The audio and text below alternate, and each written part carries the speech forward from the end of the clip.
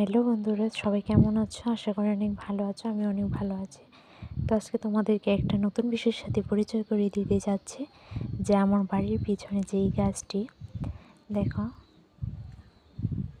অনেকে এই গাছের নাম জানো। আমি যে নতুন বলছি তা না, এটাকে অনেকে অনেকভাবে বলে। কেউ বলে পাতাবাহার, আবার কেউ বলে রঙ্গন, কিন্তু আমাদের এখানে সবাই পাতাবাহার বলে এই গাছটিকে চেনে। তো আমি পিছনে যে বিষয়টি দেখাতে চাচ্ছি, এগুলো হচ্ছে আম গাছ। আমাদের বাড়িতে প্রায় 5টা বড় আম গাছ রয়েছে। তো দেখতেই পাচ্ছ, এটা হচ্ছে শিউলি গাছ।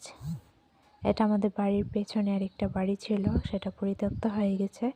সেখানে এখন আর কেউ থাকে না, তো এটা আমাদের কাছেই বিক্রি করে দিয়েছে। তো দেখো, এটা পুরানো মন্দির, এখানে কেউ থাকে না বা পূজা দেয় না, সেই সেতু এটা বিক্রি করে থাকে। কারণ আমরা সবাই আমাদের বাড়িতে পুজো দিই। ওই দেখো আম গাছগুলো কতটুকু বড় বড় হয়েছে। দুঃখের বিষয় হচ্ছে এখানে থেকে 2টো গাছ কেটে ফেলা হবে, সেজন্য আমি তোমাদেরকে শেয়ার করে রাখলাম। দেখো কত সুন্দর।